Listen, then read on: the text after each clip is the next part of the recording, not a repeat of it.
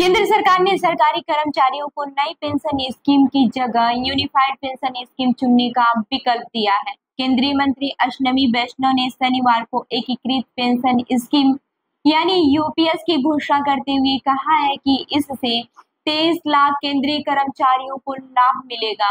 राज्य सरकारें भी अपनी इच्छा से इसे लागू कर सकती हैं। रविवार को महाराष्ट्र के मुख्यमंत्री एकनाथ शिंदे ने कहा है कि महाराष्ट्र भी इस नई योजना को लागू करेगा।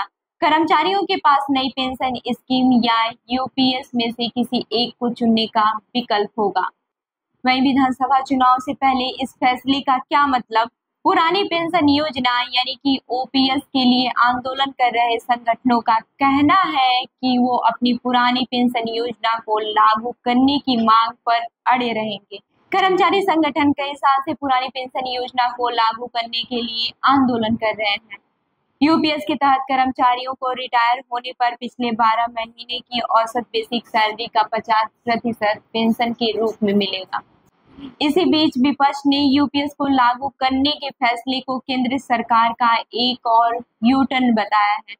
इस योजना की घोषणा के बाद कांग्रेस अध्यक्ष मल्लिकार्जुन खड़गे ने टिप्पणी करते हुए कहा है कि यूपीएस में यू का मतलब मोदी सरकार के यू टर्न से है।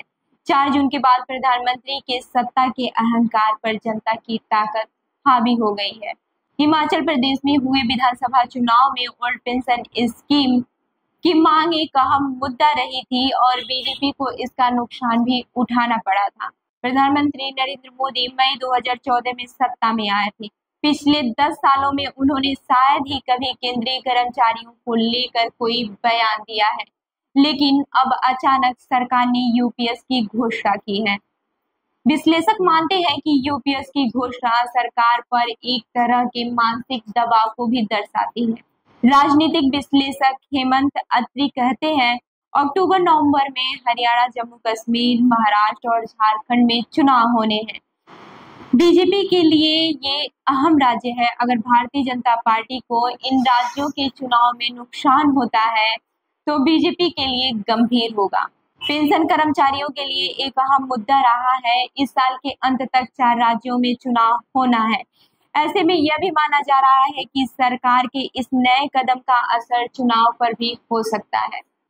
लेकिन विश्लेषक मानते हैं कि सरकार का एक और पेंशन योजना का ऐलान करना यह दर्शाता है कि इस समय प्रधानमंत्री नरेंद्र मोदी की सरकार दबाव महसूस कर रही है। वरिष्ठ पत्रकार हेमंत अत्री कहते हैं कि पिछले कुछ महीनों में यह स्पष्ट हो गया है कि केंद्र सरकार एक तरह के दबाव में काम कर रही है, भले ही यह दबाव गठबंधन सहयोगियों का हो या फिर विपक्ष का। पिछले कई सालों से कर्मचारी संगठन पुरानी पेंशन योजना के लिए आंदोलन कर रहे हैं। राज्य और आम चुनाव के दौरान कर्मचारी संगठन ने इसे चुनावी मुद्दा बनाने का प्रयास भी किया। विपक्ष शासित हिमाचल प्रदेश और पंजाब जैसे कुछ राज्यों में पुरानी पेंशन योजना को बहाल भी किया गया है। छत्तीसगढ़ और राजस्थान की पूर्ववर्ती कांग्रेस सरकारों ने भी पुरानी पेंशन योजना को बहाल किया था।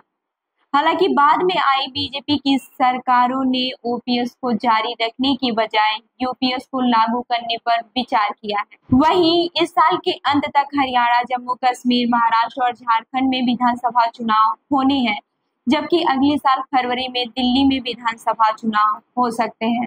वैसे तो कई संगठन यूपीएस का विरोध कर रहे हैं और पुरानी पेंशन योजना की मांग पर अड़े हैं। National movement for old pension scheme के अध्यक्ष विजय कुमार बंधु ने सवाल किया है कि अगर सरकार यूपीएस लागू कर सकती है तो फिर ओपीएस पर लौटने में क्या दिक्कत है। उन्होंने कहा कि ये नए नाम के साथ एनपीएस को लागू करने जैसा ही। वहीं इस संगठन के महासचिव दयानंद चहल कहते हैं कि यूपीएस की घोषणा के बाद कर्मचारी संगठनों की ओपीएस की मांग और तेज होगी। तो इस खबर पर क्या है आपकी राय, हमें जरूर बताइएगा। मैं हूँ रूबी आपके साथ और आप देख रहे हैं जनदर्पण न्यूज। धन्यवाद।